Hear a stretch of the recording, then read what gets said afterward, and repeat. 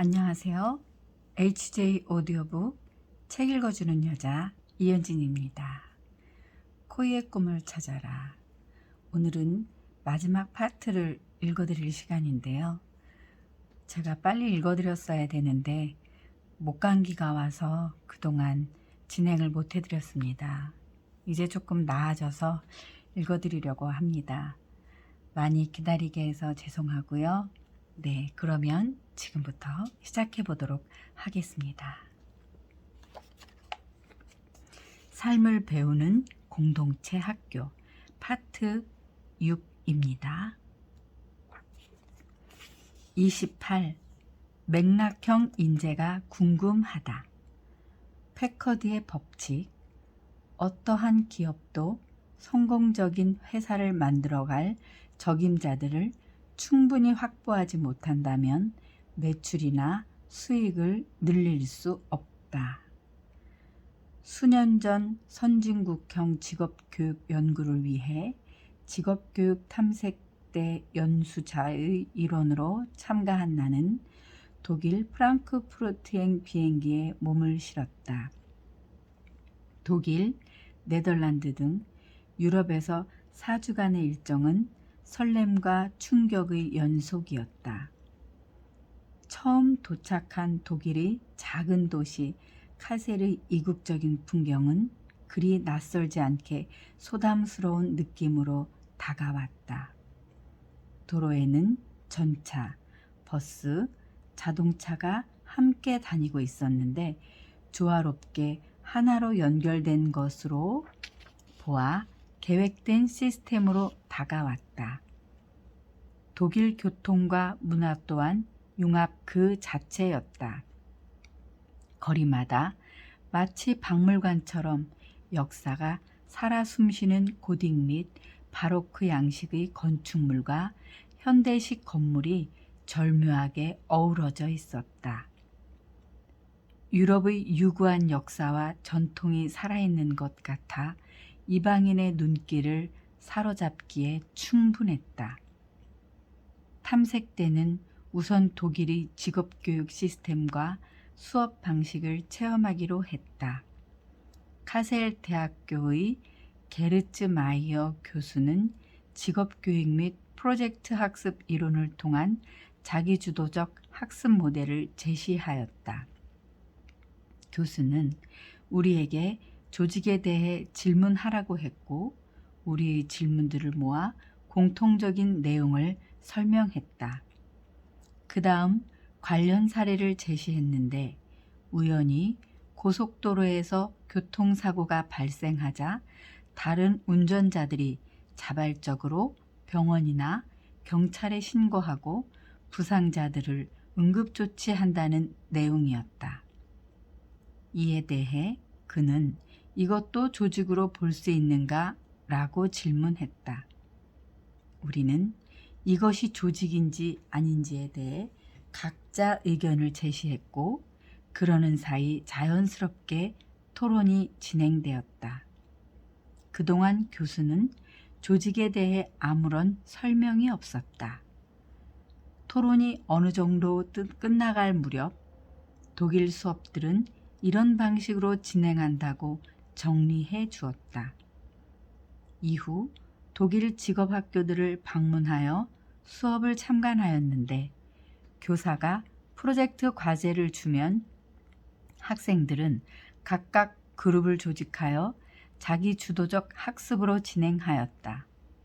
더욱 놀라운 것은 학생들의 연이은 질의응답 그리고 자신감 있게 주저없이 의사표현을 하는 수업 광경이었다.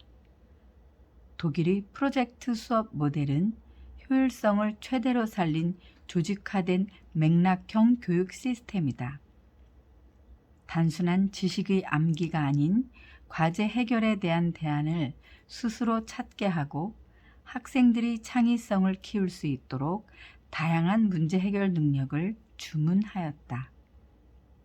자기주도적인 토론 문화로 의사표현 방법이 서로 달랐다.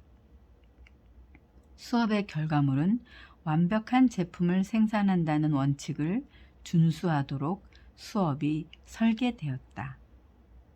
세계적으로 유명한 자동차 폭스바겐을 생산할 수 있었던 그들만의 비법과 교육이 여기에 살아 있었다. 학교의 모든 교육은 문제 해결 학습에 초점이 맞추어져 있다. 독일 카셀 프리드리 리스트 스쿨에 방문하여 정치경제 수업을 참관할 때는 보다 충격적이었다. 무엇보다 교사의 사용 언어는 독일어가 아닌 영어였다. 또한 인구 분포를 나타낸 도표를 학생들에게 제시하고 학습자에게 그룹을 형성하여 토의하고 발표하도록 수업을 진행하였다. 이때 교사는 학습자들이 학습 활동에 개입하기보다 보조 역할로 학습 목표를 달성하도록 돕고 있었다.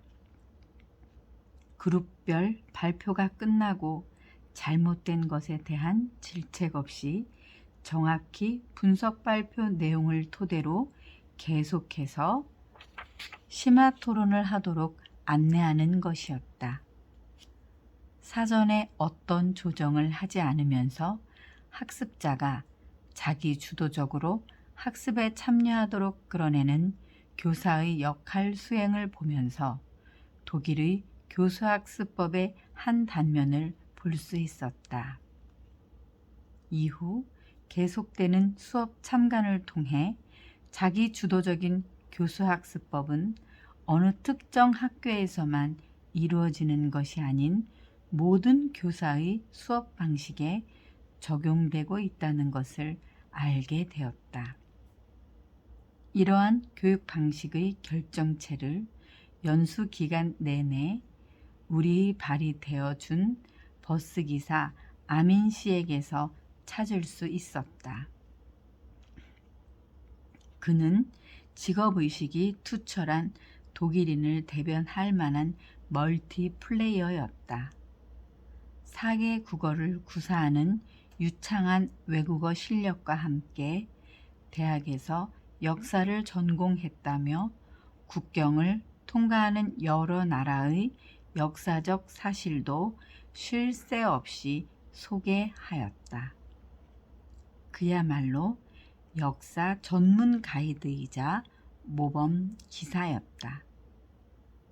투철한 직업정신, 희생정신, 봉사정신, 역사의식, 유쾌한 웃음소리와 유머 감각 등은 일행 모두를 기쁘게 해 주었다. 독일 교육의 직업의식 속에 살아 숨쉬는 맥락형 인재 그 자체였다. 미국의 간부 인재 육성 프로그램인 MDP가 있다. 경영인은 각 직급의 직원들이 갖춰야 할 재능을 평가하고 프로그램에 따라 동일 직위에 있는 여러 명이 후보로 배치되면 후보자들을 비교 분석하여 그 직급에 적합한 한 명을 선정하는 방식이다. 선정되지 못한 후보자들은 맞춤형 교육이나 별도의 훈련 과정을 거친다. 이러한 특별한 시스템은 관심을 불러 모았지만 조직의 혁신과 인재 양성이라는 측면에서 적절한 방법은 아니었다. 휴렛 패커드의 공동 창립자 데이비드 패커드는 기업의 성장은 인재를 키워내는 것과 비례한다고 하였다. 즉, 어떤 기업도 위대한 회사를 만들어갈 적임자들을 충분히 확보하지 못한다면 매출이나 수익을 늘릴 수 없다는 것이 바로 패커드의 법칙이다. 이는 학교 조직에도 동일하게 적용된다. 보편적 사고를 하는 교사 그룹 특성을 탈피하고 트렌드를 파악하여 융합적 사고로 접근하는 맥락형 인재가 필요하다. 관리자는 맥락형 인재 양성의 리더가 되도록 교사의 자질을 끌어올릴 수 있는 조직의 혁신과 교육 환경을 조성하고 교사 본연의 위치와 교육 목표가 무엇인가를 항상 깨달을 수도 있도록 해야 한다. 또한 리더는 교사 스스로 성장할 수 있도록 격려하면서 조직의 합리적인 목표와 그 목표를 향해 정진할 수 있도록 지원해야 한다. 이미 잘하는 교사의 코칭도 중요하지만 잘할 만한 교사를 발굴하여 그들을 성장시키고 목표의식과 가치관을 확립시키며 튼튼한 조직으로 구성하는 것이 맥락형 리더를 양성하는 지름길이다. 학교 발전은 교사 역량과 자질에 정비례한다. 맥락형 교사가 맥락형 학생을 육성할 수 있다. 맥락형 인재 육성 프로그램은 꽃을 키우는 것에 비유하면 학생은 꽃씨이고 교사는 꽃밭의 주인이라고 할 수 있다. 꽃밭의 주인은 꽃씨가 잘 성장할 수 있도록 싹을 틔우고 물과 거름을 주는 등의 과정을 거쳐야 한다. 만약 꽃씨를 키우는 방식이 아닌 나무를 키우는 방식으로 관리하면 안 된다. 꽃이 필 때까지 기다리지 못하고 꺾어버리게 되면 결국 그 꽃은 피워보지도 못한 채 말라 죽을 수도 있다. 학생들을 교육하고자 할 때 먼저 고려해야 할 사항은 맥락형 사고를 하는 것이다. 그러기 위해 자기주도적 문제 해결 능력과 융합적 사고를 키워야 한다. 융합적 학습 환경을 고려하여 시대적 트렌드의 핵심을 파악할 수 있도록 소통하는 것도 필요하다. 학생과의 소통은 교사가 하고 싶은 말의 내용을 전달하기보다 질문을 통해 알아가도록 하는 것이다. 소통의 결과로는 수평적 사고를 통한 행동의 변화로 학생과의 공감대를 형성해 가는 것이다. 독일 연수를 마치고 나서 서울로 돌아오는 내내 충격에 휩싸였다. 독일 수업 방식을 접목하기에는 여러 어려움을 예측할 수밖에 없다는 것이 개인적인 견해였다. 이렇게 수업을 진행한다면 우리 학생들이 학업 성취도는 낮게 나타날 것이고 다양한 학습 내용을 학생들에게 제시하기에는 교사로서 준비할 시간이 필요할 거라는 생각이었다. 교사라면 누구나 공감할 것이다. 지금까지 우리나라 수업은 학생들이 스스로 지식을 찾는 기회를 제공하기보다 일방적으로 지식을 전달하는 데 그치고 질문을 통한 학습을 한다거나 토론을 중점적으로 학습하는 과정을 겪지 못했다. 독일의 수업 방식과는 확연히 비교되는 지점이었다. 아인슈타인은 알고 있다면 따라할 수 있을 것이다. 모르고 있다면 창조할 수 있을 것이다 라고 하였다. 자기 주도적인 문제 해결 기반 학습은 창조적인 맥락형 학습 방식이며 새로운 패러다임이었다. 팬데믹 이후 교육 현장은 이와 같은 학습자 주도성, 학생 중심 교육이 가속화될 전망이다. 다양한 시행착오와 학습 매체를 통해 우리에게 어떤 결과를 가져올지 기대하는 시간이기도 하다. 우리 아이들이 학습 참여도를 보면서 자기 주도적 학습 활동을 끌어갈 수 있는 교사 역량을 개발하는 것이 우선 과제가 아닌가 싶다.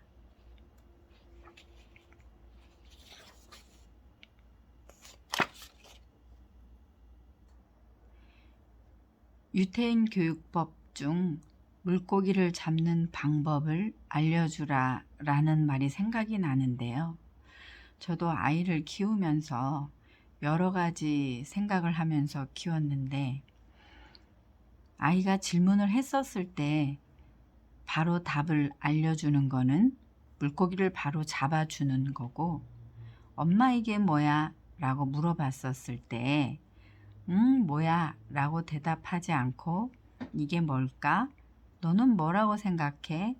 라고 묻는 게 물고기를 잡는 방법을 알려주는 거다 라는 거를 깨닫는 데는 저도 많은 시간이 걸렸던 것 같습니다.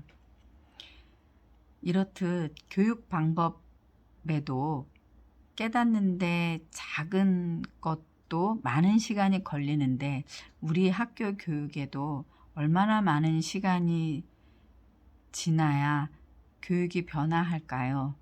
우리 선생님들의 어깨가 얼마나 무거울지 짐작이 조금은 됩니다. 29. 선의 반대자가 교육에 미치는 영향. 알브레이트의 법칙. 아무리 똑똑한 사람들도 한 조직에 모아놓으면 집단 우든 상태에 빠진다. 작년 이맘때 우리 학교에 나이 50이 넘은 기간제 선생님 한 분이 새로 오셨다. 오랫동안 금융기관에서 임원으로 직장 생활을 하였으나 언젠가는 학생들을 가르치고 싶은 마음에 회사를 그만두고 우리 학교의 기간제 선생님 채용 공고에 지원하였다고 한다. 요즘은 기간제 선생님 채용 공고를 내면 경쟁률이 높아서 채용되기가 쉽지 않다. 그런데도 다니던 직장을 그만두고 기간제 교사가 되겠다는 결심은 대단한 것이었다. 나이가 들어서 새로운 일을 시작하는 일도 어려운데 늦깎이 교사의 꿈은 위험한 선택이었다. 10여 년 전에 회사를 그만두고 교사가 되고자 했으나 회사에서 붙드는 바람에 포기했다고 한다. 그런데 기간제 선생님과 함께한 1년 동안 신선한 충격을 받았다. 나이와 무관하게 교사 자질을 충분히 갖춘 업무 처리와 학생들에 대한 교육자로서의 열정이 누구와도 비교할 수 없을 만큼 훌륭했다. 신임 기간제 교사의 각오를 넘어 학교 수업과 본인이 해야 하는 업무를 스스로 알고 있는 선생님이었다. 기간제 선생님은 단기간이다. 대개 젊은 선생님을 채용하여 자투리 수업이나 비중이 낮은 업무를 맡긴다. 나이가 들었거나 학교 경력이 없는 경우 채용하기를 꺼린다. 이 선생님도 그리 적합한 대상은 아니었으나 그동안 직장에서의 현장 실무 경험을 높이 평가하여 학생들의 취업 진로 지도를 위해 채용한 사례였다. 몇 개월이 지난 후 이 선생님에게 교사 자질과 열정이 타고난 것 같다고 칭찬을 건넸다. 칭찬이 아니라 사실에 근거하여 얘기해 주었다. 주위 선생님들에게 교직관을 자극할 수 있는 촉매의 역할을 충실히 이행하고 있었고, 오히려 우리 선생님들에게 교사의 사명을 돌이켜보는 계기를 만들어 주었다. 세월이 흐를수록 초보교사 시절의 각오와 자세는 희석되어 습관적인 교사 생활을 하기도 한다. 흔히 교직을 안정된 직업에 비유하듯 철밥통이란 말을 듣기도 한다. 기업과 다른 학교 조직의 특수성 때문이다. 학교 조직의 수평적인 시스템은 기업 경영의 수직적 시스템과는 사뭇 다르다. 학교는 이윤 창출을 위한 생산성 향상을 목표로 하는 것이 아니라 교육의 질적 효율성 제고로 학생들이 창의적인 학습자로 성장하도록 돕는 것이 최종 목표다. 학교 경영을 기업 경영 시스템에 적용하는 경우가 있다. 이를 학교에 적용하면 교사는 기업체의 생산과 과장 역할을 해야 한다. 결국 학교는 창의적인 인재가 아닌 이윤 창출을 통한 생산품을 양산하는 꼴이 된다. 학교 경영은 교육의 품질 경영이다. 교사의 역량은 양적 결과의 역량이 아니라 질적 자질의 역량이 더 중요하다. 앞서 말했듯이 수년 전 직업교육 탐색대 연수자의 일원으로 독일 함문센 직업학교를 방문한 적이 있다. 훌다 강과 베라 강이 만나는 지점에 아름다운 작은 성 같은 도시에 있는 함문센은 EFOM과 협력하여 학교 품질 경영제 시범학교를 운영하고 있었다. 학교 품질 경영의 성공 사례로 대표적인 학교이다. EFQM은 품질관리 유럽재단이다. 학교에 들어서자 많은 선생님이 반겨주었다. 혁신 방안 모색을 위한 선생님들의 개혁 의지와 실천을 엿볼 수 있었다. 품질 경영제는 주 정부와 공동으로 지역개발 프로그램을 수립한 후 학생 중심의 자기주도적 학습을 목표로 하였다. 학교는 수업을 통해서 학생의 변화를 끌어내기 위해 수업의 질 개선, 학교의 정체성 확립, 교사의 전문성을 강조하였다. 교장은 학교의 장기 발전 전략을 제시하였다. 손수 제작한 학교 PPT 자료를 열정적으로 소개하였다. 교장의 역량은 무엇인가? 교사가 스스로 하는가? 시켜서 하는가? 등등 이외 학교 발전 전략은 젊은 교사들의 아이디어를 수렴하여 반영한다고 말하였다. 이 학교의 품질 경영 목표는 다음과 같다. 첫째, 고객, 학생, 학부모를 위해 최고 품질을 제공한다. 둘째, 새로운 학습 형태인 자기주도적 학습을 실천한다. 셋째, 수업의 질적 제고를 위해 프로그램과 아이디어를 개발한다. 넷째, 교사 집단의 팀워크를 조직하여 운영한다. 교장은 우리 일행과 함께 다니면서 직접 학교 시설과 각 교실을 안내해 주었다. 도와주는 교사 하나 없이 교실마다 내부 시설들을 설명하고 사용법을 안내하였다. 모두가 의아한 눈빛으로 왜 교장 선생님께서 직접 이 일을 하시느냐고 질문했다. 우리나라와 같이 교사마다 조직관리에 따라 각자 맡은 업무가 있어서 그 밖의 업무 처리는 교장이 나서는 모양이었다. 이렇게 학교 업무가 개인별 교사별로 분업화된 것은 독일 함문센의 품질 경영제 교육 방식이다. 이 학교의 품질 경영 12가지를 소개하면 리더십, 정책과 전략, 학교의 구성원, 학교와 협력 파트너, 변화의 과정 설계, 학교 구성원의 성과 기준, 고객의 성과 기준, 사회 변화와 성과 기준, 조직의 중요한 성과 수준, 수업 과정 개선에 대한 조치, 교사의 향상된 연수, 의사소통 구조이다. 또한 이 학교의 명성을 유지하는 8가지 질문은 다음과 같다. 교무실이 편안한가? 교사의 탈의실, 화장실이 청결한가? 교실이 기능적으로 구성되어 있는가? 복도가 많은 전시물로 활용되고 있는가? 외부 손님이 쉽게 찾을 수 있는가? 학교 건물이 사회 인사의 만남 장소로 활용되는가? 출입구와 휴식 공간이 편안한가? 카페테리아가 잘 운영되고 있는가? 한국에 돌아와서 우리 일행은 한문센의 품질 경영제에 대해 토론하였다.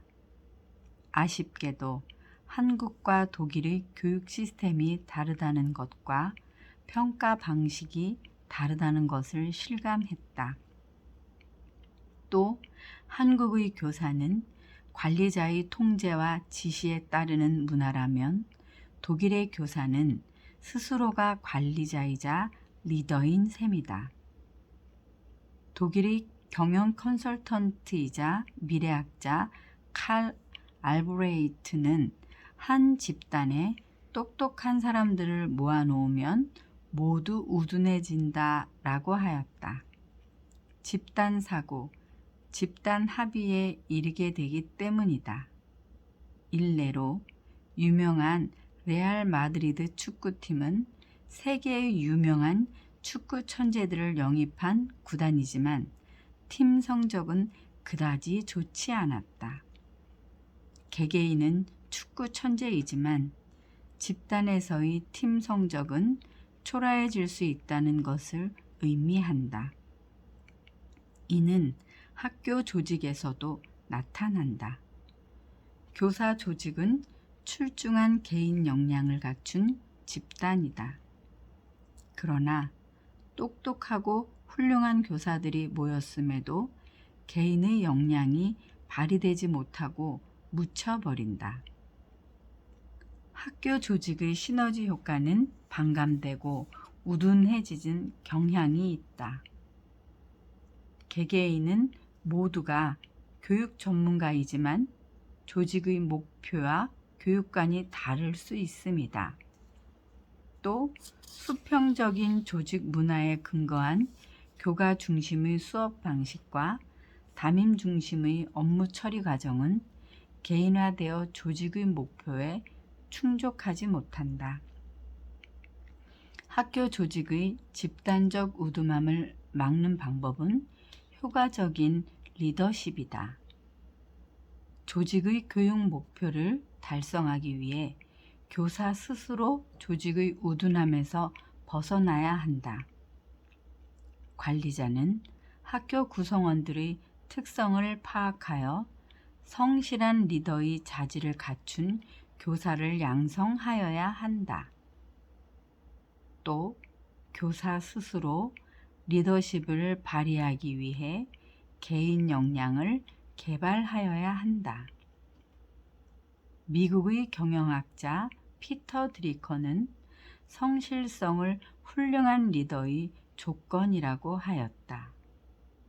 성실성은 교사 간의 신뢰감을 주어 조직에 있어 매우 중요한 역할을 차지한다. 모든 교사가 관리자가 해야 할 역할을 수행하는 것이 최고의 품질 경영 학교가 되는 지름길이다. 모두가 관리자라는 사명감과 정직하고 솔선수범하는 자세로 개인의 역량을 발휘한다면 조직의 소명을 다하지 않을까 싶다. 30. 좋은 학교일수록 교칙이 살아있다. 정글의 법칙. 초원에 갓 태어난 얼룩말은 낳은 지 2시간 만에 몸을 가누고 일어나야 무리에서 이탈하지 않고 어미 젖을 먹고 어미를 따라야 살아남을 수 있다. 전통 있는 학교일수록 훌륭한 교칙이 있다. 교칙은 학생들이 교복을 단정히 입어야 하는 등의 엄격한 학교 규정과 학생들이 지켜야 할 약속이 담겨 있다. 이는 학교 평판과 좋은 이미지를 주기 위한 학교의 전통이자 특성이다. 학교마다 학생들이 입는 교복은 디자인과 특색이 살아있기 때문이다. 어른들은 교복을 보면 참 예쁘다고 말한다. 그러나 학생들은 부모님 세대의 교복이 그대로 이어져 내려온 것 같아서 별로다. 신사임당의 치마처럼 길어서 불편하다는 등 어류강 부리듯 하소연을 한다. 우리 학교 신입생들은 중학교 내신 성적이 우수한 학생들이다. 취업을 준비하는 학생들은 희망하는 꿈의 크기도 다르고 사고 능력의 수준도 상당히 높다. 따라서 학교를 사랑하는 마음도 남다르겠지만 중학교 때보다 학교 규정이 엄해서 교칙 준수를 부담스러워한다. 지금은 규정이 많이 완화되었지만 몇 해 전만 해도 졸업과 동시에 사회에 진출하는 탓에 오히려 학생들은 교칙이 더욱 엄하게 지켜지기를 바랐다. 주로 주요 관심거리인 화장, 염색, 파마, 치마 길이, 구두 디자인 정도 등에 관한 규정들이다. 교복을 처음 입었을 때 치마가 길어서 걸을 때마다 무릎에 닿는다는 불평을 털어놓는다.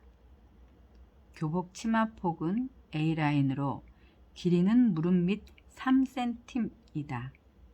그러니 학생들이 불만을 터뜨리는 건 당연한지도 모른다. 유니폼 스타일의 교복에 구두를 신다 보니 발이 아프고 물집이 생기거나 빨리 걷다가 삐끗하기도 한다. 또 발바닥이 아프고 종아리에 알이 생겨서 걷기도 힘들어한다. 특히 비 오는 날은 양말의 구두에서 빠진 까만 물이 스며들어 당황하기도 한다. 그러나 신학기가 시작되고 몇 달이 지나면 학생들은 구두를 신고 뛰어다닐 정도로 적응력이 빠르다. 길어서 불편하다는 치마 길이도 어느덧 다른 학생의 치마 길이가 조금만 짧아져도 이상하다고 생각한다. 교칙에 맞게 입는 치마의 길이에서도 학생으로서 자부심이 생긴다고 할 수 있다. 더 이상 불편하지도 않고 신경 쓰이지도 않는다. 학교의 이미지는 학생들이 스스로 규율을 지킬 때 만들어진다. 학교의 주인공은 학생이다. 학생들이 뽑은 학생회장이 대표로 활동하면서 학교의 전통을 이어간다. 교칙은 학생회에서 대의원회의를 통해 학생들이 만들어가는 규정이다. 고학년이 될수록 학생들은 학교 규정에 만족하고 더 엄격해야 한다고 강조한다. 신입생 시기에는 학교 교칙에 반감을 갖기도 하지만 3학년이 되면 사회에 진출하기 위한 자신의 교복에 만족한다. 3년간의 학교 생활로 취업을 위한 준비와 신입사원으로서의 기본 자세를 갖추는 데 익숙해진 것이다. 교복 맵시는 입사 면접 시 가장 편리한 스타일이다. 교복에 어울리는 구두를 함께 신으면 적절한 면접 복장이 되기 때문이다. 학교 규정에는 학생 스스로 지키자는 기본 원칙이 있다. 학생들이 나서서 지키겠다는 약속이기에 교사의 참견이 필요 없다. 스스로 지켜가는 규율 속에서 학교의 건재함을 이어가고 학생들의 자존감이 쌓인다. 학교의 명성은 학생들의 생활 모습에서 찾을 수 있다. 학생들이 지켜야 하는 규율 속에 생존의 법칙이 살아있다. 엄격한 규정을 다투는 선도부와의 갈등, 친구 간의 갈등이 표출되기도 한다. 등굣길에는 선도부 학생들이 매일 교문 앞에서 자체적인 점검을 한다. 단정하지 못한 학생들은 선도부 학생들에 의해 지적 대상이 된다. 학교 생활에 적응력이 부족한 학생들 간의 불협화음도 일어난다. 학생들 간의 보이지 않는 은밀한 다툼도 생긴다. 친구들 간의 논쟁이 확산하기도 한다. 모두가 피해자로 전락하거나 착하고 마음이 여린 학생들이 더 큰 피해를 보게 된다. 이러한 학생들의 미묘한 갈등에도 정글의 법칙이 꿈틀거린다. 은따 같은 상상할 수 없는 일들이 일어나기도 한다. 아프리카 초원에서 갓 태어난 얼룩말은 낳은 지 2시간 만에 스스로 몸을 가누고 일어나야 한다.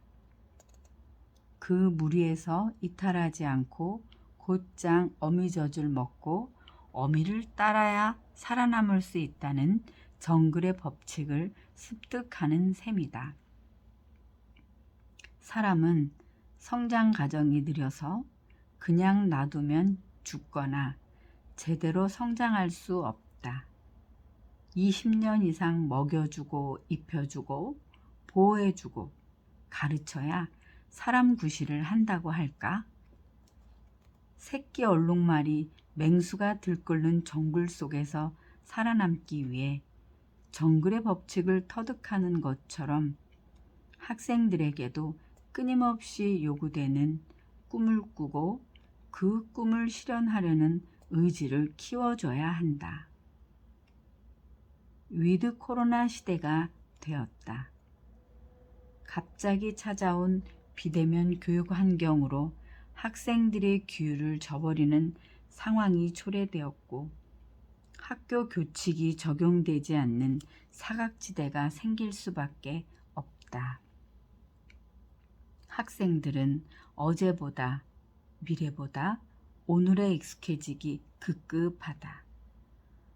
학교의 전통과 명성을 잊어버리지 않을까 염려된다. 이러한 시대적 요청에 적응하지 못하고 우왕좌왕하는 우리 아이들은 두렵고 당황스럽기도 할 것이다. 급변하는 환경 속에서 살아남기 위해 혼란스러운 학생들에게 건강한 문화를 만들어주고 보람찬 학교 생활이 되도록 지켜주어야 한다. 하이브리드 교육 환경에 적응하도록 도와야 한다. 아무리 인생이 성적순은 아니라고 해도 성적순으로 평가하기 마련이다. 주도적인 학습자가 되기 어려운 학생의 경우 자신이 꿈꿀 자격도 없다고 지레 생각할지도 모른다. 하지만 학생들은 저마다 특기와 소질이 있다는 것을 기억해야 한다. 그래서 학생 자신이 누구인지, 무엇을 좋아하는지 아는 것이 필요하다. 그 일에 전념하고 멸중하는 가정은 부단한 노력은 물론이고 끈기와 인내가 필요하다. 삶의 행복을 찾는 꿈은 저절로 얻어지지 않는다. 어떤 성과든지 생각하고 노력하고 실천하는 대로 이루어진다. 도도새란 이름을 들어본 적이 있는가? 1505년 포르투갈인이 처음 인도양의 모리셔스 섬으로 항해하던 중 최초로 도도새를 발견하게 된다. 도도새는 칠면조보다 조금 큰 23kg 정도 무게의 청회색 깃털을 갖고 있었다. 땅에서 둥지를 틀고 나무에서 떨어진 과일을 먹으면서 살았다. 도도새는 1681년에 멸종되었는데 새의 이름에는 포르투갈어로 어리석다는 의미를 내포하고 있다. 사람이 다가가도 무서워하지 않고 도망치지 않는 어리석음을 보고 지어진 이름이다. 모리셔스 섬에는 위협적인 맹수와 같은 포유류가 살지 않아 하늘을 날아다니며 도망칠 이유가 없었다. 상위 포식자가 없어 날개는 보호수단이 되지 못하고 작고 쓸모없게 태어하여 결국 날 수 없는 지경이 되었다. 도도새는 결국 포르투갈인들에 의해 손쉬운 사냥감이 되어 죽어갔다. 이후 모리셔스 섬은 네덜란드인들이 장악해 죄수들의 유형지로 활용되었고 섬에 돼지나 원숭이 같은 포유류들이 살게 되고 도도새의 알을 먹어치우면서 도도새는 점점 사라지게 된 것이다. 모리셔스 섬에서 최고로 강자로서 생존에 대한 위협이 없었기에 진화를 하지 못하고 날지 못하는 새가 되었다. 학교의 명성도 교칙을 준수하는 학생들이 만들어가는 것이다. 명성이 있는 학교일수록 도도새를 닮아가는 것을 거부할 것이다. 전통을 이어가는 학교는 학생들의 수준 높은 이상과 꿈을 가꾸는 힘이 살아있다. 학교의 전통과 역사를 지키기 위해 학생들도 학교 규정을 스스로 지키려고 한다. 교사의 가르침과 규율을 지키려는 의지가 있는 학생들은 도도새와는 다를 수 있다. 세상에 생명이 있는 모든 것은 외부의 도전과 응전이 없으면 곧 사라지고 만다. 도전받지 않고 익숙한 환경에 안주해 날갯짓을 잊어버린 도도새처럼 스스로 끊임없이 노력하지 않으면 도태된다는 것을 시사하는 가르침이다. 정글의 법칙에서 알 수 있듯이 정글은 비록 무섭고 잔인하지만 그런 척박한 환경 탓에 서로서로 의지하며 더불어 살아가는 지혜가 있다. 학교 교육도 새로운 교육 환경 속의 학생은 물론이요, 모든 공동체의 목표를 위해 나아가려는 방편을 찾아가는 것이다. 학생들은 교사의 가르침 속에 훌륭한 이상과 꿈을 가슴에 품고 성장한다. 전통과 명성이 높았던 학교들도 도도새의 몰락과 비슷한 경우를 종종 볼 수 있다. 영원히 잘 나갈 것 같던 학교도 서서히 추락할 수 있다. 학교 교육도 비대면 교육이 늘어남에 따라 교사의 보호에서 멀어져 학생들의 자율성이 점점 늘어나고 있다. 교사는 학생들의 자유와 권리를 찾아주는 것 외에 학교의 규칙과 규정을 무시하지 않도록 지켜보아야 한다. AI 시대 변화에 빠른 대처 방법은 스스로 생존의 길을 찾아가는 것이다. 학생들의 자기 주도 능력을 길러 학생들의 성장을 도와야 한다. 학생들을 보호하지 않으면 아무리 명성 있는 학교라도 추락의 길을 걸을 수 있다. 어리석은 도도새의 멸종을 거울 삼아야 한다. 새로운 환경에 적응할 교육적 가치를 가소평가하고 자만하게 되면 존립의 위기가 닥쳐온다. 학생들은 흔히 학교 규정이 엄하다고 할 때가 있다. 그러나 학교 규율을 거부하거나 학교 밖으로 떠나는 예상치 못한 결과로 고민할 때는 교사의 책임이 더 크다. 하물며 교사의 손이 닿지 않는 학교 밖을 배회하는 학생들에게 있어 교칙은 무의미하다. 학생들에게 교칙의 의미는 학교에 진출하기 전에 사회 규범을 준수해야 하고 겸허히 받아들이는 것을 미리 배우는 것이다. 학교 교육은 학생들끼리 공생 공존해야 하는 지혜를 알려주며 성장의 기쁨을 깨닫게 한다. 학생들에게 정글의 법칙을 가르쳐야 한다. 올바른 교육은 미래에 닥칠 위험을 해결하는 방법을 알려줄 수 있다. 학교 생활 속의 교칙을 통해서 정글의 법칙을 배우고 실천하는 학생을 보면서 그들을 위해 헌신하는 교사가 되어야 한다. 내일을 추구하는 학생들의 길잡이가 되는 것이 교사의 사명이거니와 교육의 목표이기도 하다. 정글의 법칙은 생존을 위해서 살아가는 사람들의 모습을 적절하게 표현한 단어라고 생각한다.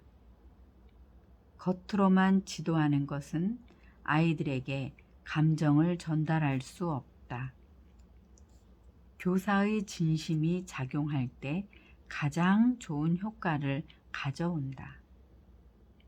학생들 앞에 우뚝 서 있는 교사로서 나아가야 할 삶의 방향을 제시할 수 있으면 좋겠다.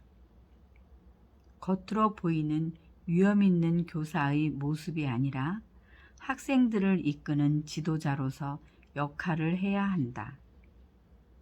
참된 가르침을 통해 학생들에게 삶의 방향을 제시하는 것이 결과적으로 교사의 모습을 돋보이게 할 것이다. 31번째, 벤저민 프랭클린의 13가지 덕목 실천하기.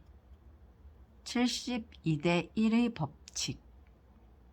자신이 결심한 사항을 72시간, 즉 3일 내에 행동하지 않으면 단 1%도 성공할 가능성이 없다.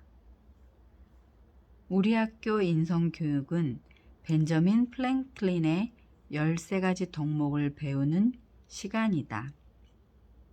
1년에 걸쳐 매주 화요일마다 시청각 교육으로 진행한다.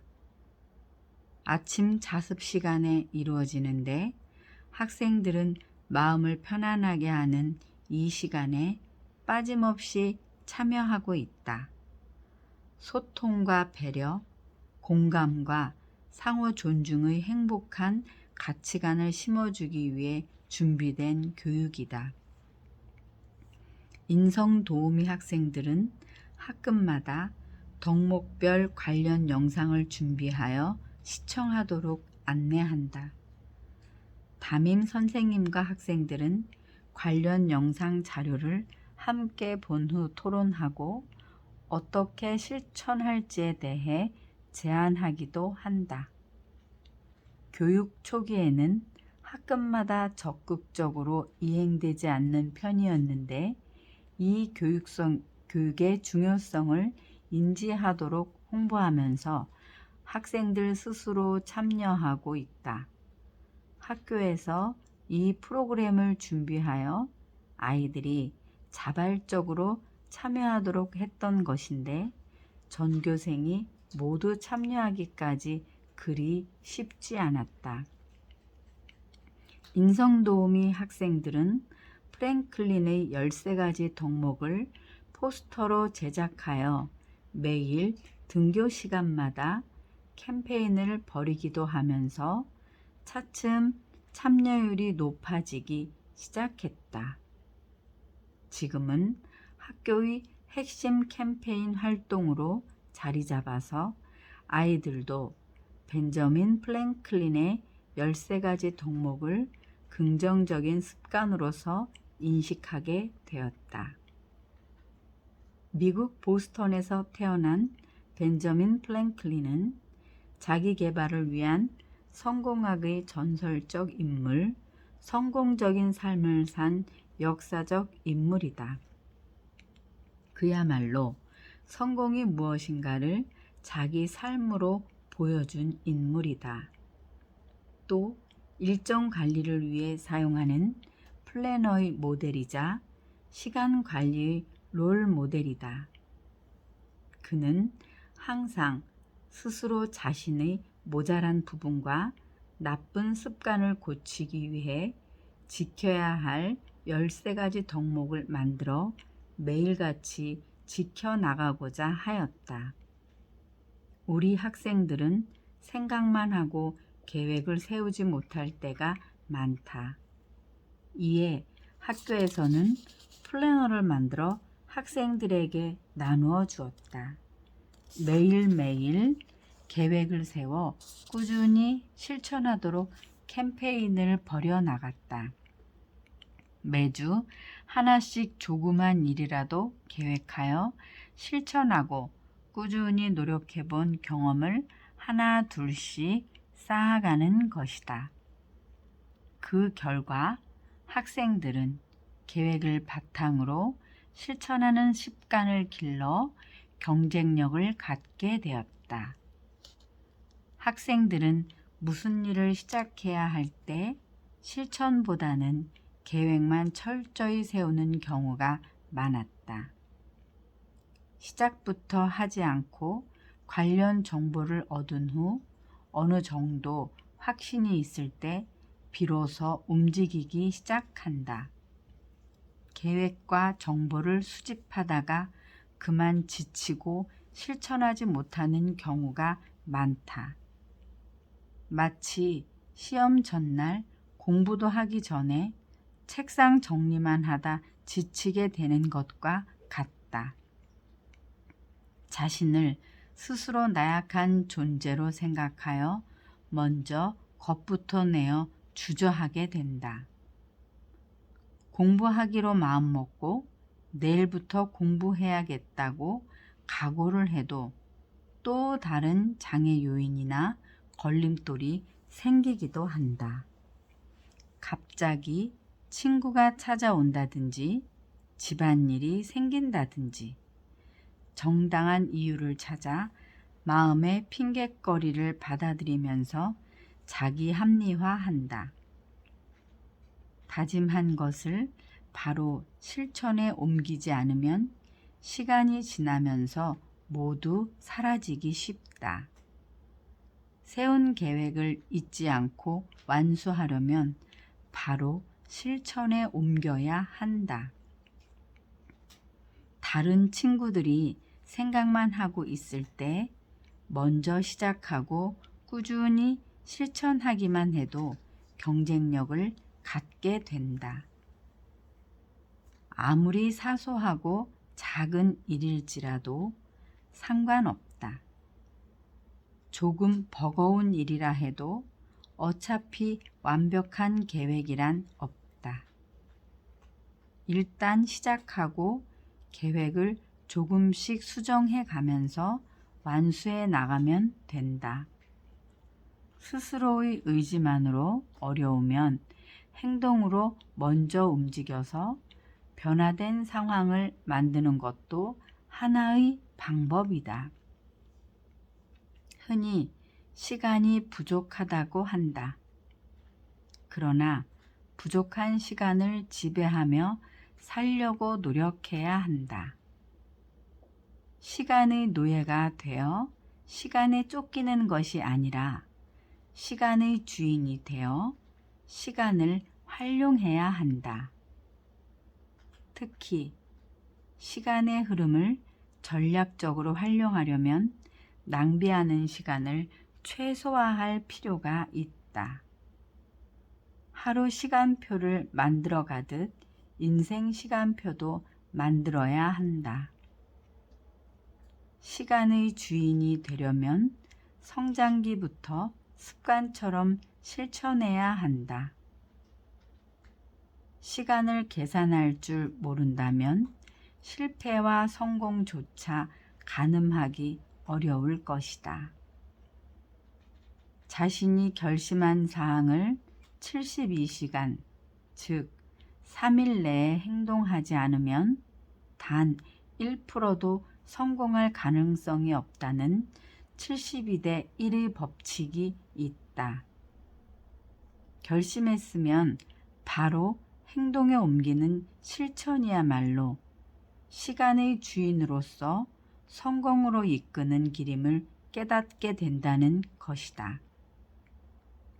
우리는 인생을 살면서 무수한 결심과 결정을 하게 된다. 특히 새해 첫날에는 올해 꼭 하고 싶은 것을 이루겠다는 각오를 다지게 된다. 영어 공부, 자격증 따기, 세계 일주하기 등의 계획을 크게 세운다. 그러나 작심삼일이라는 말이 왜 생겼는지 금방 알게 된다. 새해 첫날 야심차게 세웠던 결심은 갈수록 흐지부지 되거나 연말에 가서는 그런 대로 최선을 다했어 라며 자조하게 된다.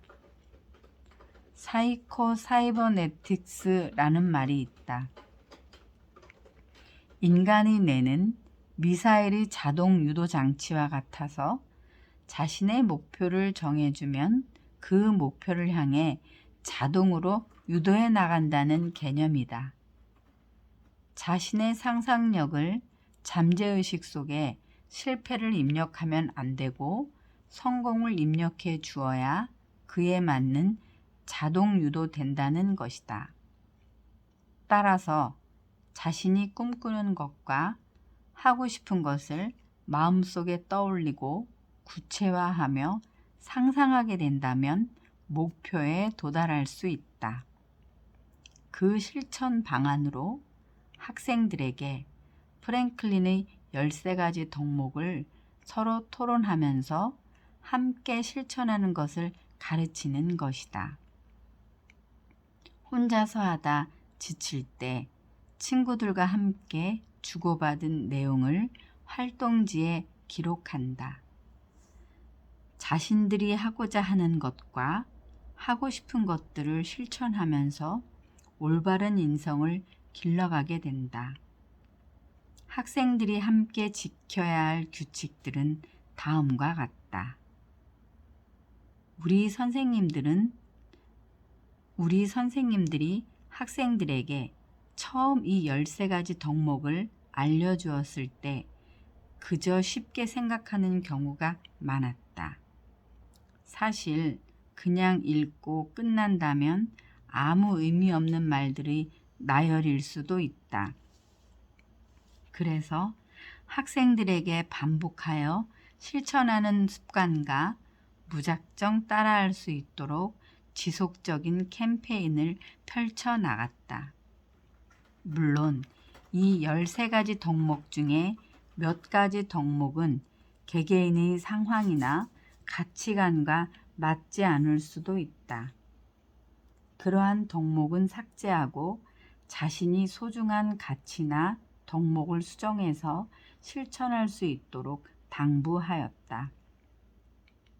학교의 지속적인 캠페인을 최소한 1년 동안 매일 반복적으로 실행해야 습관화될 수 있었다. 중요한 것은 덕목마다 반복하여 실행해 보는 것이다. 나쁜 습관을 없애는 최고의 방법은 나쁜 습관과 싸워서 이기려는 것보다 좋은 습관을 실행하는 것이다. 그러면 자연스레 나쁜 습관도 사라지기 마련이다. 진인사 대천명이라는 말이 있다. 사람이 할 일에 최선을 다하고 천명을 기다리는 것이다. 진실한 마음으로 최선을 다하는 자에게는 이른바 행운이라 할 수 있는 기회가 찾아오게 되고 열심히 실천하는 사람은 좋은 결실을 얻게 된다는 것을 잊지 말아야 한다. 239페이지부터 241페이지까지 표가 있습니다. 학생들이 지켜야 할 규칙, 덕목과 28주 계획, 벤저민 프랭클린의 13가지 덕목, 벤저민 프랭클린의 13가지 덕목 따라잡기 내용이 표로 그려져 있는데요. 참고하실 분들은 239쪽, 240쪽, 241쪽 참고하시면 되겠습니다. 32번째 이야기, 학교 경쟁력과 교사의 성취는 비례한다. 란체스터 법칙, 국가 간 경쟁에서 승패 결과는 전력 차이 제곱으로 나타난다. 학교 이름을 들으면 그 학교만의 특징이 떠오르는 단어가 있다. 대학 진학률이 높은 학교, 기업체 취업률이 높은 학교, 야구로 유명한 학교, 피겨스케이팅으로 유명한 학교 등 그 학교만의 특색과 학업 전략이 있다. 이러한 전략은 학교 이미지를 상징하는 브랜드를 만들게 된다.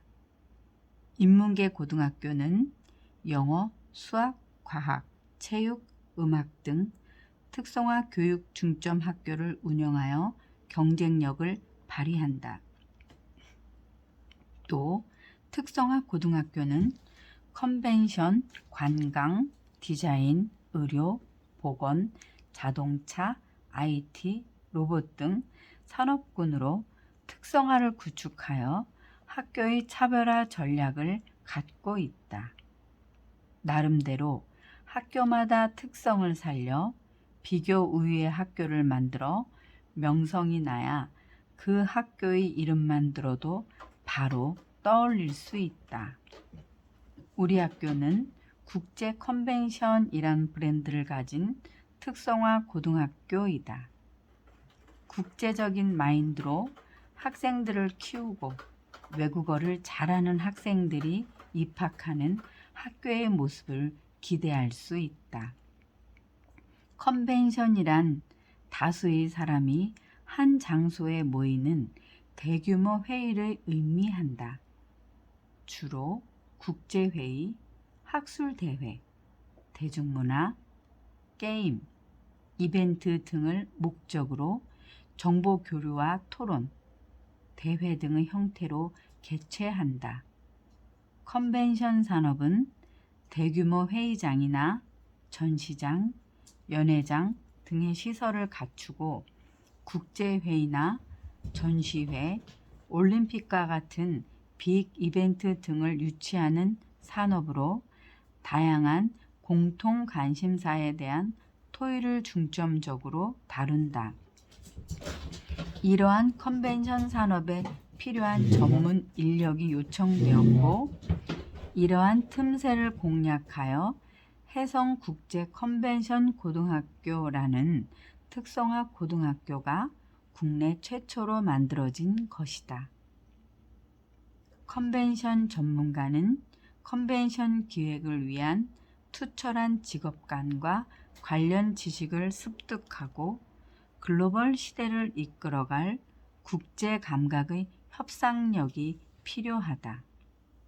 또 컨벤션 실무와 외국어 학습을 통해 컨벤션 분야의 업무를 수행하는 데 필요한 커뮤니케이션 능력을 갖추어야 한다. 학교에서는 매년 글로벌 페스티벌이라는 축제가 개최된다.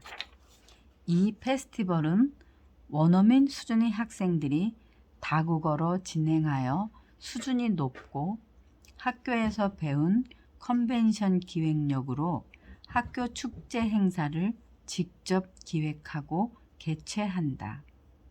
사회는 3명의 학생이 각각 영어, 중국어, 일본어로 멘트한다. 본선에 진출한 학생들은 외국어 말하기 대회와 외국어 노래 부르기 대회에서 수준급 실력을 겨룬다. 특히 지역사회와 연계하여 글로벌 페스티벌을 진행하므로 페스티벌 행사에 대한 지역사회의 관심이 고조되고 있다. 심사는 원어민 선생님이 맡아서 결정한다. 전교생 중에 특출한 재능을 가진 학생들이 많아 본선 진출까지 경쟁이 치열하다. 컨벤션 고등학교는 특성상 3년의 교육과정이 다르다. 마이스 산업은 기업회의, 포상관광, 컨벤션, 전시 이벤트를 포함하므로 컨벤션 기획을 위한 산업 분야 이론과 실무 교육 과정을 이수하여야 한다.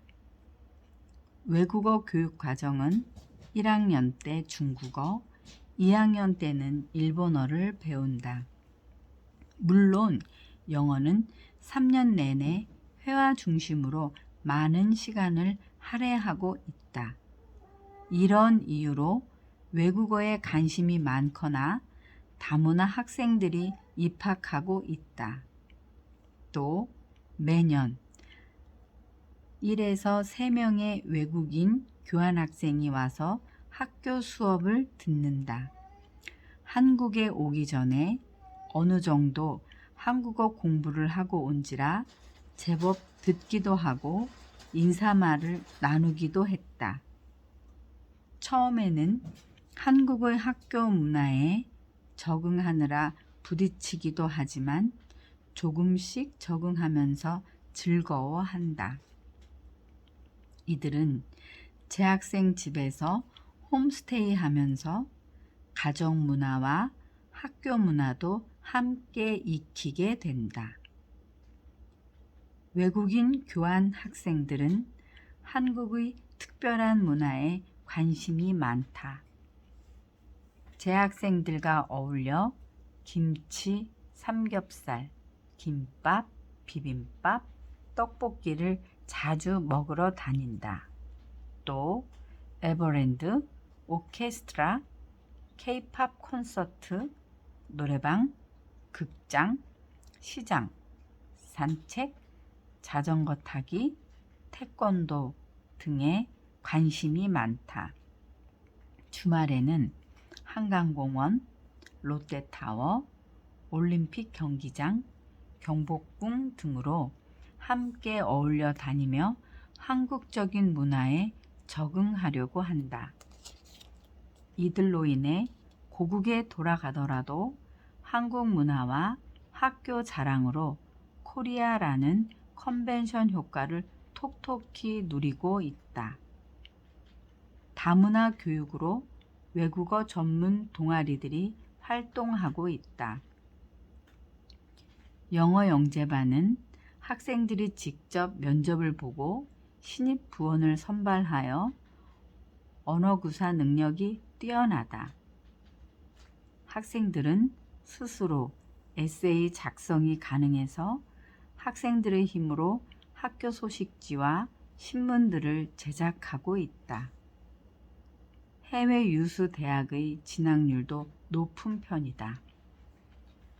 서울시 교육청에서 외국어 교육 우수학교로 선정되었고 문화체육관광부에서 국제교류 우수학교로 선정될 만큼 글로벌한 학교 역량은 학교의 명성과 브랜드를 높여 주었으며 홍보 효과에 크게 이바지하였다. 그동안 컨벤션이라는 학교 브랜드는 비교 우위를 차지하여 경쟁력을 충분히 갖추었다.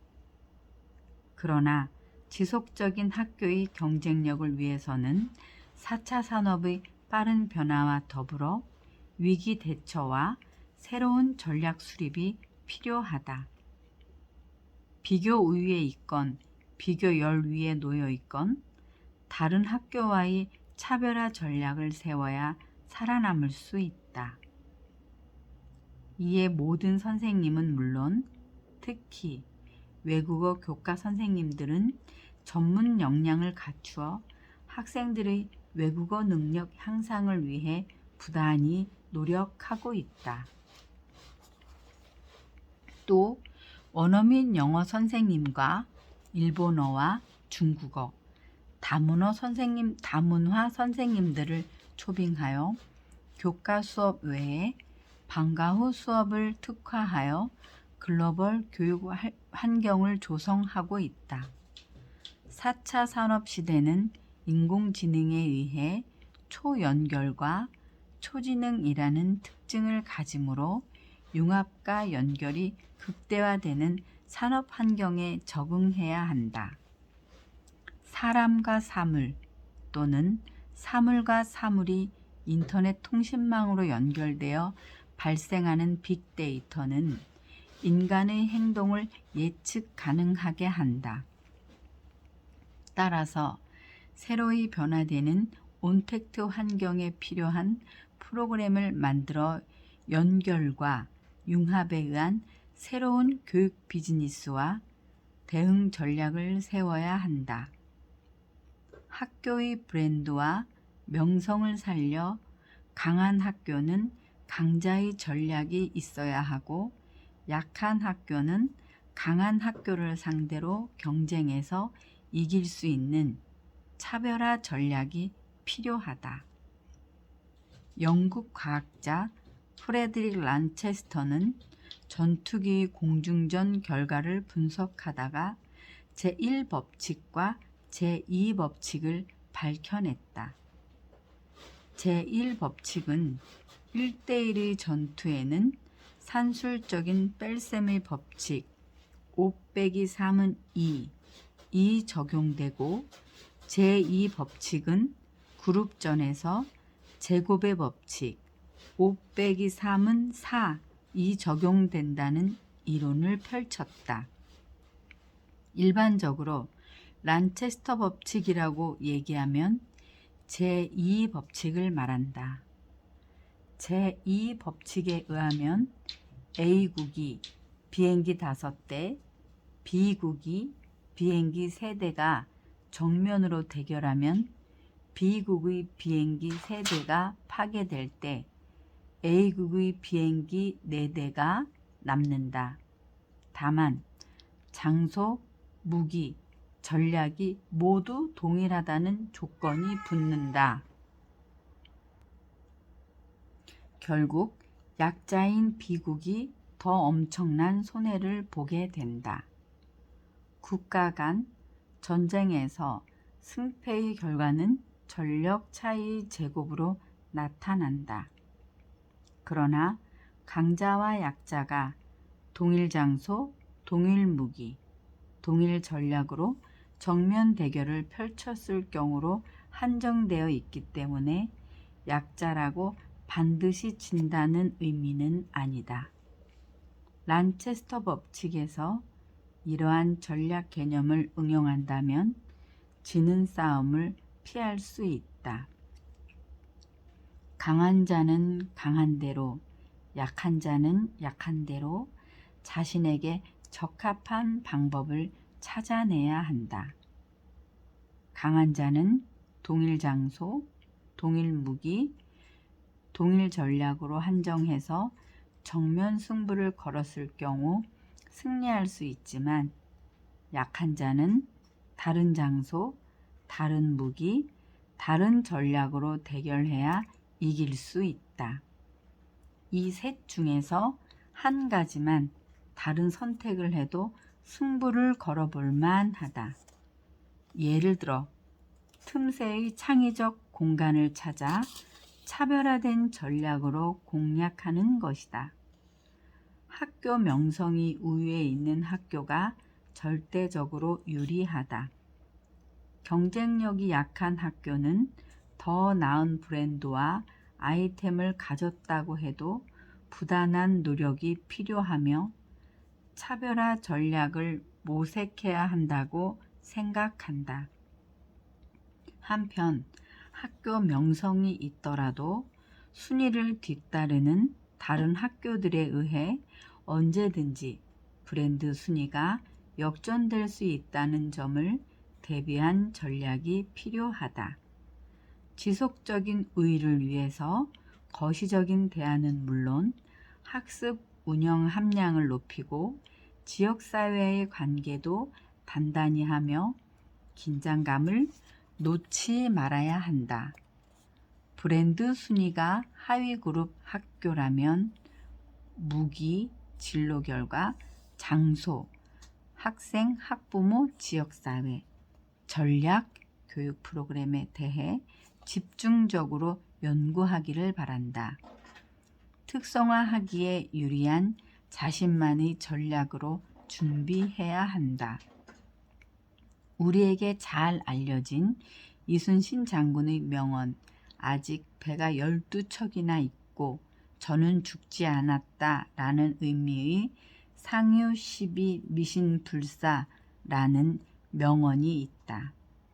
이 말은 란체스터 법칙의 약자를 위한 대표적인 전략이다.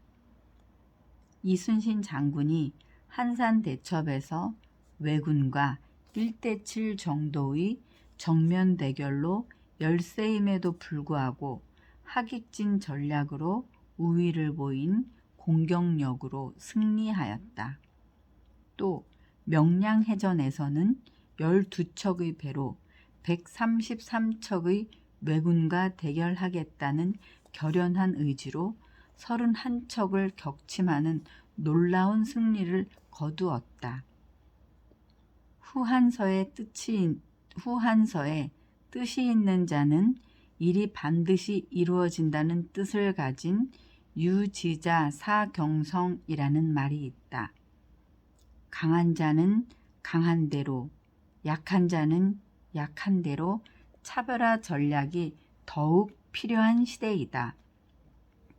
학교의 경쟁력이나 개인의 성공을 위해서라도 자신만이 할 수 있는 전략을 세워 승부를 걸고 실천하는 자만이 무수한 경쟁력에서 성취하는 삶을 살아갈 수 있다.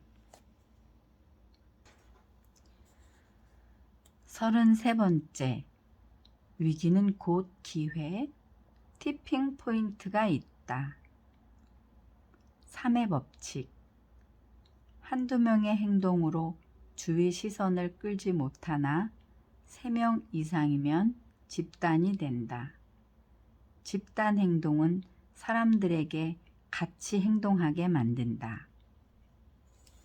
신발을 파는 외판원이 교무실 한쪽 구석에서 서성이던 날이었다.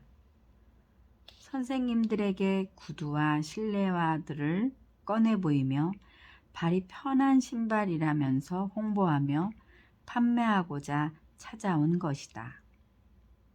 교무실에 있다 보면 신발 외판원만 들이닥치는 것이 아니다. 보험 상품을 소개하려는 보험 설계사가 올 때도 있고 건강식품을 팔러 오는 장사꾼도 있었다. 그러나 1년에 한두 번 찾아오는 신발 외판원에게 무조건 나가라고 말하기가 쉽지 않다. 그러다 보면 선생님 몇몇은 신발을 사기 위해 외판원 주위를 서성거리며 신발을 신어보곤 한다. 온종일 서서 근무하는 선생님들에게는 발 편한 신발이 필요하고 방문 판매하는 경우 대체로 구매하게 된다. 한 선생님이 신발을 신어보다가 가격 흥정을 하고 또 다른 선생님이 신발을 신어보려고 한다. 뭔가 궁금증을 자아내는 분위기이다. 근처에 있던 선생님이 다가가서 신발 구경을 하기 시작했다. 벌써 3명의 선생님이 신발을 신어보자 군중 심리가 작용하기 시작한다. 곧이어 여러 선생님이 우르르 모여들어 너도 나도 신발을 사기 위해 바빠지고 금세 교무실은 시끌벅적해지고 말았다. 학교에 오가는 외판원들 이야기를 들어보면 공통점이 있다. 학교 선생님들에게 물건 파는 것이 가장 쉽다는 것이다. 한 선생님이 마음에 들어하면 주위 선생님들이 따라서 구매하는 편이란다. 물론 판매 상품의 가성비가 어떤지 판단하고 각자 기호에 따라 구매가 이루어지겠지만 나도 얼떨결에 선생님들이 구매하니까 신뢰하게 되어 무조건 물건을 산 적이 있다. 여러 선생님이 사는 것을 보면 사고 싶고 안 사면 후회할 것 같다. 이런 광경은 선생님들 특유의 심리일지도 모른다. 그런데 학생들에게도 유사한 심리 현상을 찾아볼 수 있다. 신입생이 입학하면 기대하는 활동 중 하나가 동아리 선택이다. 신학기의 동아리 때마다 후배 부원을 모집하려고 선배들이 1학년 교실을 돌아다니며 홍보한다. 유명 동아리에 가입하려면 일정 형식에 따라 면접 후에 선발하는데 신입생들은 동아리에 대해 가만히 알아보다가 누군가 한두 명이 지원하는 동아리에 관심을 가지고 3명 이상 지원하게 되면 우르르 그 동아리에 모여든다. 이처럼 동아리에 가입하는 신입생들에게서 군중 심리를 엿볼 수 있다. 처음 1명이 가입하면 추이를 지켜보다가 3명 이상이면 그 동아리는 순식간에 정원을 초과하면서 마감된다. 또 방과 후 수업 강좌 신청이 이루어질 때도 이러한 군중 심리가 적용된다. 학생들이 공부하게 하는 하나의 좋은 방법일 수 있다. 선생님들은 신청학생 3명에게 되도록 빨리 신청하도록 독려하면 뒤따라 다른 아이들도 서둘러 신청하게 된다. 영어나 수학 등 어려워하는 과목도 이 같은 방법으로 수강 학생을 독려하여 지도하는 모습을 볼 수 있었다. 여기에 3이라는 숫자의 비밀이 숨어 있다. 라틴 명언에 셋으로 이루어진 것은 완벽하다는 말이 있다. 3이라는 숫자는 완성의 의미가 담겨 있고 안정적이며 사람의 마음을 움직이는 힘이 있다는 숫자이다. 어떤 내용을 설명할 때 2가지로 말하면 부족해 보이고 4-5가지로 설명하면 복잡해서 기억하지 못한다. 그래서 3가지가 적절하다.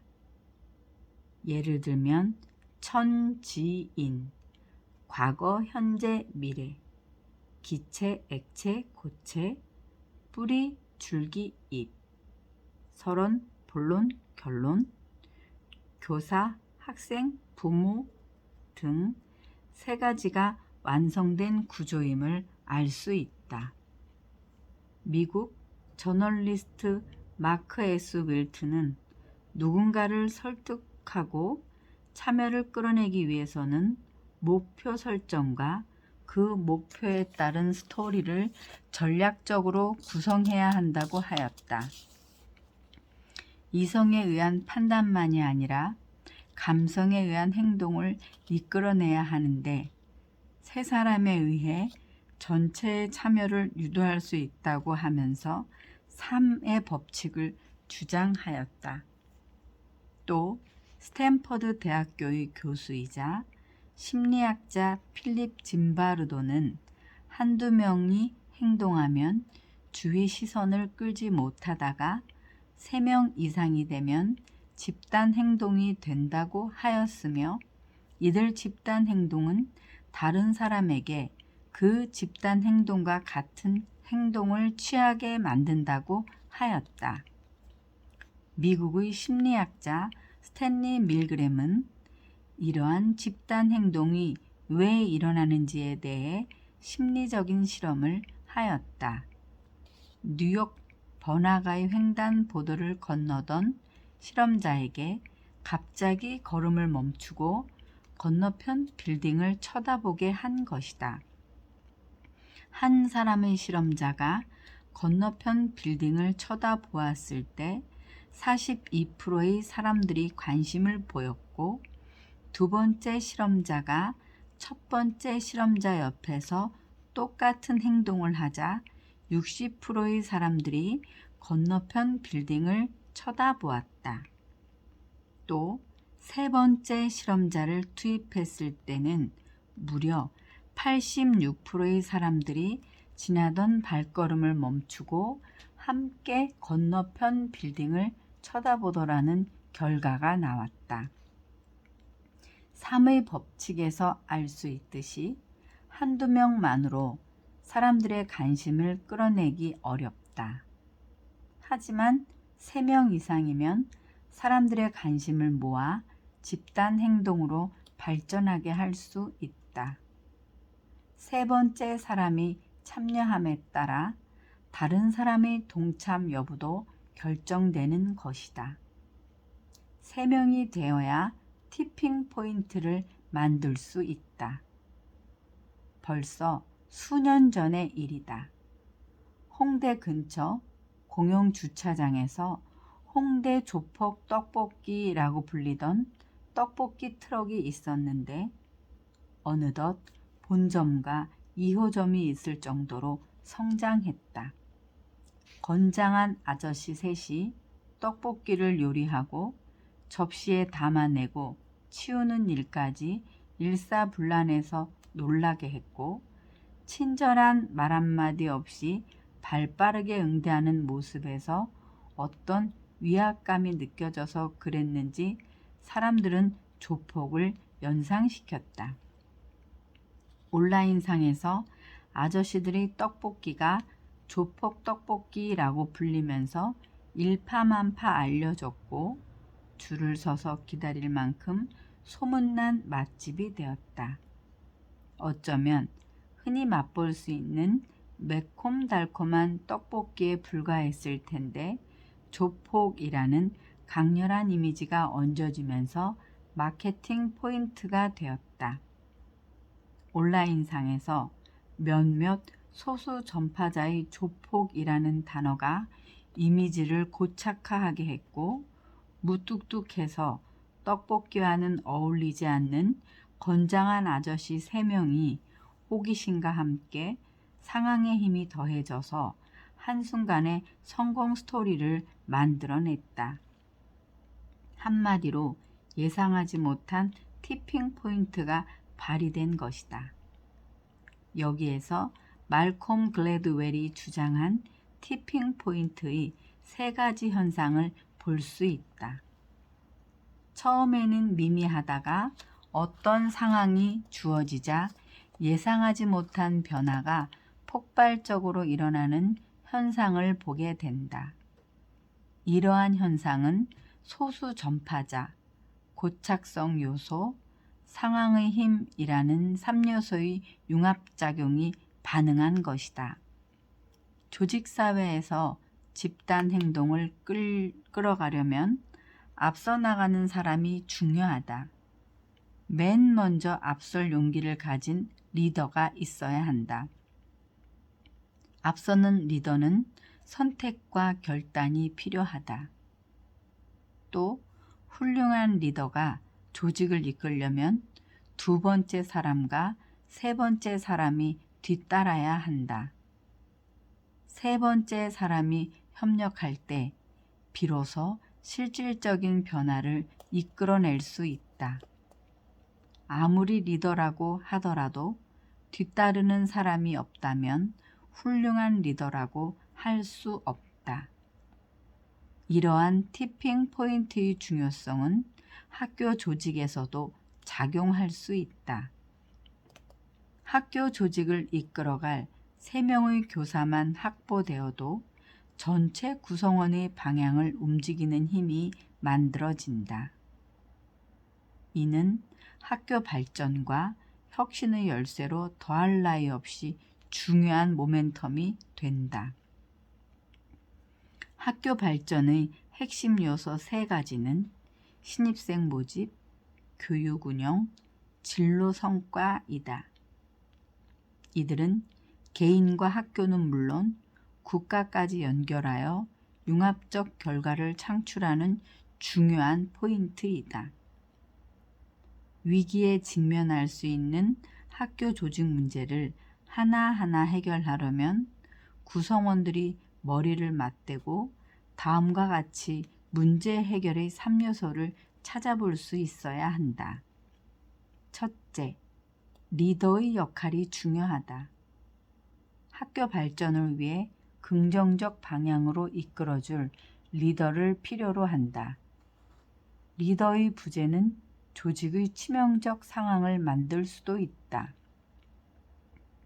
어떤 문제가 발생했을 때 리더의 움직임에 따라 좋은 방향으로 나아갈 수도 있고 나쁜 방향으로 흘러갈 수도 있다.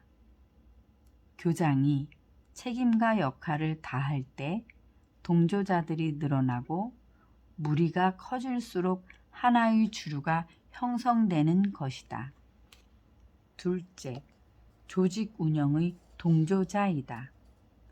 리더만 있다고 해서 조직이 잘 운영된다고 볼 수 없다. 최소한 3명은 모여야 방향성을 갖고 움직일 수 있다. 리더가 추구하는 방향과 움직임을 지켜보면서 적극적으로 협력하고 지원해야 한다. 변화를 주도하는 한 명의 리더뿐만 아니라 그 뒤를 이을 2명의 동조자가 있어야 조직을 원하는 방향으로 이끌어갈 수 있다. 셋째, 협력의 아이콘을 만들어야 한다. 조직 구성원의 소통과 장을 마련하여 융합된 조직의 힘을 발휘하여야 한다. 교장, 부장, 교사가 협력을 통해 시너지 효과를 창출한다면 조직의 균형에 대한 인식이 올라가고 학생들과 학부모들까지 급격한 변화를 만들어낼 수 있다. 이같이 문제 해결 3요소는 위기가 곧 기회라는 말처럼 위드 코로나 시대를 살아가야 할 우리에게 교육 환경을 하이브리드 교육으로 변화하고 발전할 수 있는 또 하나의 티핑 포인트가 될 수 있다. 이렇게 된다면 학교의 혁신과 미래의 비전을 통해 지속적으로 성장하는 학교로 한 발 앞서 나갈 수 있을 것이다. 이상 코이의 꿈을 찾아라 김종갑 지음 책을 모두 읽어드렸는데요. 여러분 어떠셨나요? 좋은 시간 되셨나요?